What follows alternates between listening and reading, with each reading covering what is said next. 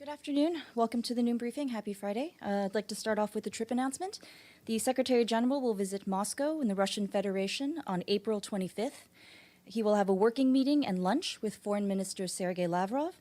The Secretary-General will be received by President Vladimir Putin. And just some notes on Ukraine today. Our colleagues note that new information has emerged over the last few days, which reportedly confirm the massive destruction of civilian infrastructure in areas around the capital, Kyiv. According to satellite imagery collected by our colleagues from the UN Satellite Center at the end of March, around 77% of Horenka, 71% of Irpin, and 58% of Hostomel city areas, all in the Kyivska oblast, would have suffered damage and destruction. Our humanitarian colleagues on the ground continue to raise alarms that escalating fighting in multiple locations of government and non-government controlled areas of Donetsk, Luhansk, and Kyivska oblasts are causing civilian casualties, damaging civilian infrastructure, and creating obstacles for the safe evacuation of people who are trying to find security far from the areas of conflict. Despite tremendous challenges, we, along with our humanitarian partners in Ukraine, continue to extend the response to the areas that we can safely reach to make sure people impacted by escalating and intense hostilities receive the support they need. Since February 24th, more than 3.4 million people received humanitarian assistance and protection services across the country, nearly 1 million more than we reported a week ago. This support means that 3.2 million people could put food on the table for their families. About 1 million people were treated or received critical health care support across the country. 225,000 people could access clean water and hygiene products. And 221,000 people uprooted by the war received emergency shelter or critical household items. Education services are now reaching 88,000 children who fled their homes and schools. We will keep up our extensive efforts and ongoing engagement with the parties to the conflict to make sure humanitarian assistance will reach people who need it the most. And on the funding, we have received an additional $20 million for the humanitarian response over the last couple of days, bringing the total made available for relief operations in Ukraine to over $802 million. That's around 70% of the $1.1 billion requested in the current humanitarian flash appeal. And today, the High Commissioner for Human Rights, Michelle Bachelet, said that the Russian invasion nearly 2 months ago has plunged Ukraine into a human rights and humanitarian crisis that has devastated the lives of civilians throughout the country and beyond. She called for all parties to respect international human rights law and international humanitarian law, in particular the rules governing the conduct of hostilities.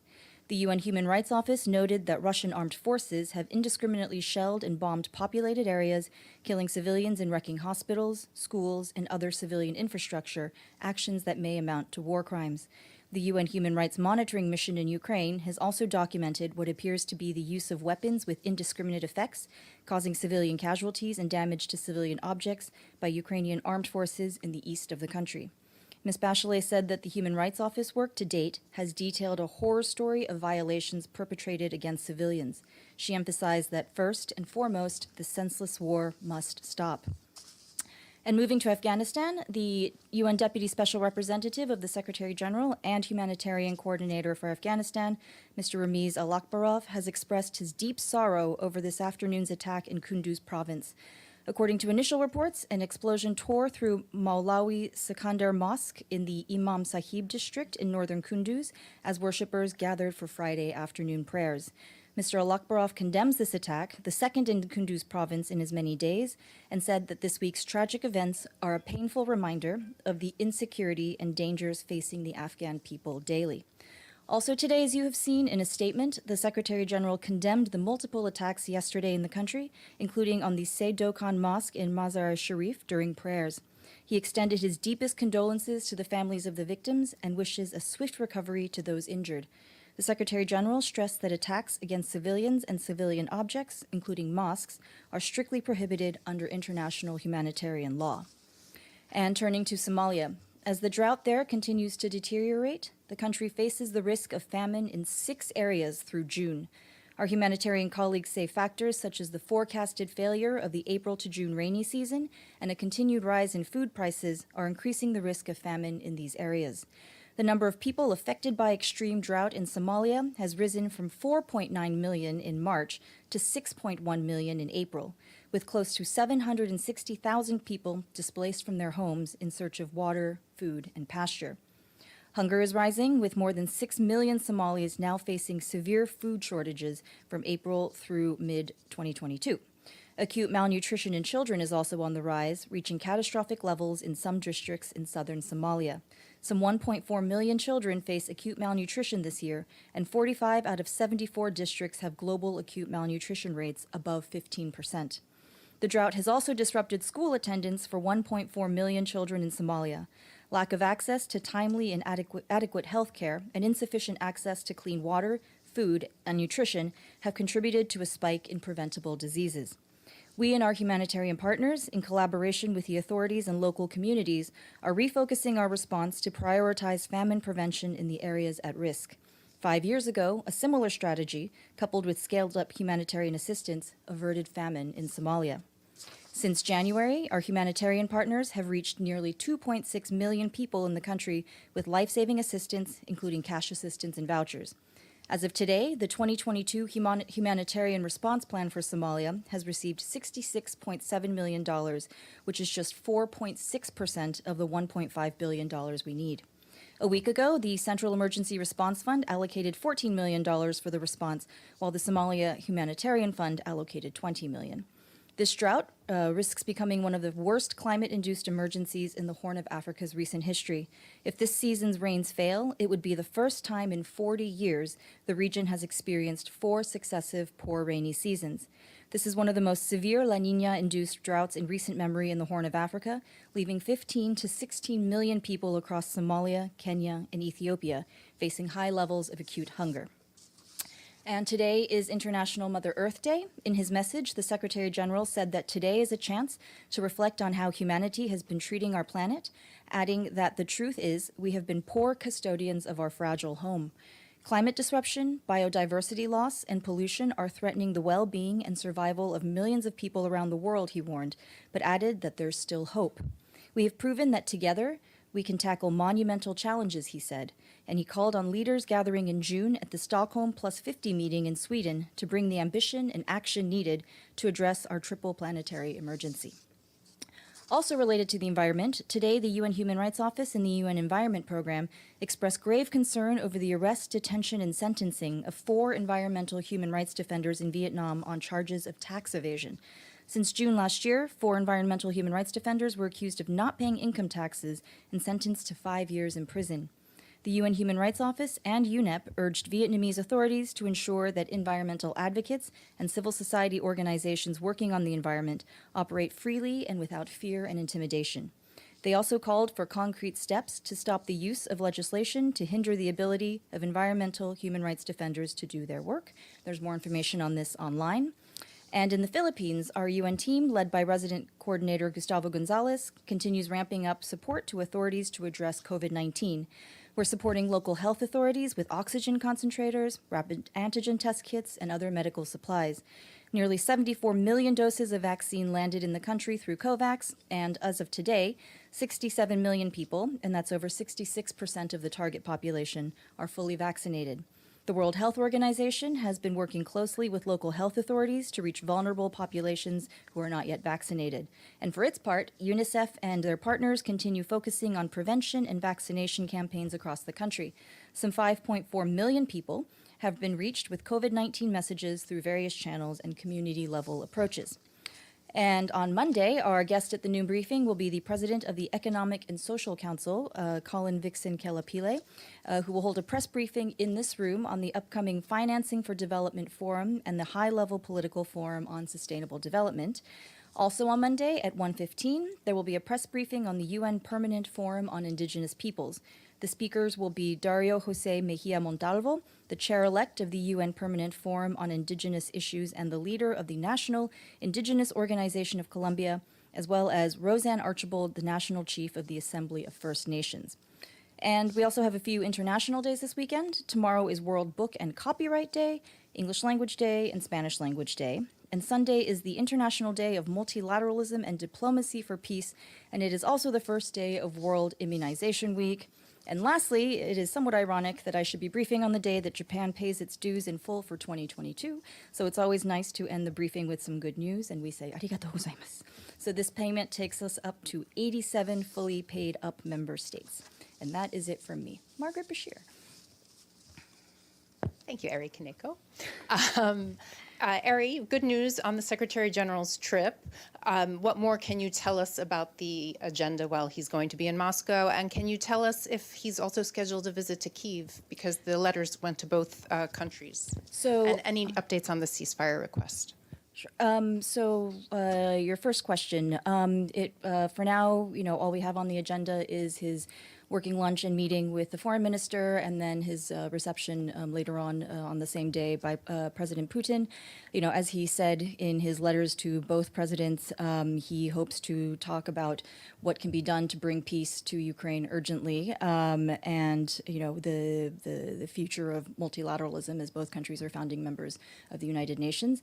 On a visit to Ukraine, we are still working with Ukraine on the scheduling and preparation, so I have nothing to report to you on that front. And then your third question was the ceasefire. Any response? It's Easter weekend right now, so any hope? Are we still? Yesterday, Steph said he was still hopeful. Are you still hopeful? As Steph said, it's still Friday. Yesterday was Thursday. Today is Friday. Easter is Sunday. So we operate with a currency of hope. And just one clarification on the Moscow trip. Is he there only the day of the 25th? Is he sleeping there? Is it just like in and out on the 25th? All we have right now is that his program is on the 25th. James. Yes, but it was supposed to be a 4-day truce, and there can't be a 4-day truce now before Easter. It doesn't look like you're going to get a truce. Will the Secretary-General be disappointed to go to Moscow after the war has continued and there is no truce, I guess? Can you also... You skipped over whether this was supposed to be a double... the two capitals were supposed to be part of a visit. He wanted to go to both. Can you just tell us whether you've had a response of any sort at this stage with the Ukrainian permanent mission, or whether there are discussions underway with them? And secondly, we know the Secretary-General only announced this a couple of days ago, so obviously it was hastily arranged, but it seems to be very, very fast, given the Secretary-General was supposed to be in Nigeria at the beginning of next week. So on the first part, yes, we are in contact with the government of Ukraine on preparations for a potential visit. So we are in touch with the government there. And you mentioned the truce, right? The Secretary General is not so much disappointed that his own personal call wasn't heeded, but more that there has been no truce, that civilians cannot leave besieged areas, and that the aid that the UN and our partners are, ready to deliver to these besieged areas cannot go in. So it's very welcome that he will be received in Moscow by the foreign minister and the president, so that he can further these discussions that he and others, such as Mr. Griffiths, have already been taking part in. Nigeria. Oh, Nigeria. Well, he'll be in Moscow. So. But he's not going on to Nigeria. We haven't announced anything, and we may announce something soon, but I have nothing to tell you on that front right now. Benno. There seems to be a disconnect about the dates, because the Kremlin just said on the 26th, which is Tuesday, will be the meeting with Mr. Putin. So can you clarify that? I may have made a mistake. Yes, it is indeed Tuesday the 26th. I'm sorry. Yes, you're absolutely right. Good. Sorry about that. And then I would have a follow-up. Is there any preconditions to that meeting? Anything which can't be tabled, or like any topic which can't be discussed or something? No, the Russian Federation has made no Stefano. Thank you. In the meeting with the President Putin, is the Secretary General going to call the subject of the meeting the war in Ukraine, or the special operation in Ukraine? I think the Secretary General's use of the terms has been consistent and clear this entire time, and I don't think he is one to shy away from calling situations as he sees them. So, did you have your hand up? I did, thanks. Jen Peltz from AP. Two things. One, technical. I noticed you described it as a meeting with the foreign minister, but him being received by the president. Is that an important distinction somehow? And secondly, what's his message going to be? On your first point, we are, again, despite what the terminology is, the Secretary General will be speaking with both the Foreign Minister and the President. And at the end of the day, for us, so long as he's able to have these conversations, that's what matters. And I think his message will be, as he said in his letter, he wants to discuss with the leadership what steps can be taken right now in order to silence the guns, in order to help the people, and in order to allow the people who need to get out and have safe passage. James. I'm not sure whether we'll get another briefing before the Secretary-General flies out, so I'm afraid I'm going to ask more questions. How big is the delegation that's going with the Secretary-General? Who will be accompanying him? I assume Under Secretary-General De Carlo will be part of the delegation. Are you taking reporters with you? Because some of us have asked to go. To be completely honest, my boss will be traveling, not me. But it will be a small and nimble delegation. As you said, this was just decided, a relatively short while ago. Arrangements are complicated. As you know, logistical arrangements for a trip of this nature are extremely complicated. On the question of reporters, it is something that is being discussed, but I don't have a clear answer for you right now. So as soon as we have something more, I will let you know. All right. Is that it? Okay. Thank you all so much. Oh, wait. Other issues? Can I do a Tunisia question? Yes. The president, Kais Saied, now seems to have turned his sights to the Electoral Commission, and he says he's going to replace many of its members. And as you know, he's already dismissed Parliament. He's taken control of the judiciary. How does the United Nations see this? Is democracy in Tunisia being dismantled before our eyes? As we said earlier, we trade in hope. We have seen these reports, and we hope that there will be and will continue to be dialogue to ensure that Tunisia doesn't go down a path that strays farther from democracy. And one on Myanmar. Some reports that the special envoy actually might be going to Myanmar. Have you anything on that? I have nothing to report to announce on that. Yeah, I'm going to correct it. I'm sorry. I got my date wrong. I apologize. We'll correct it.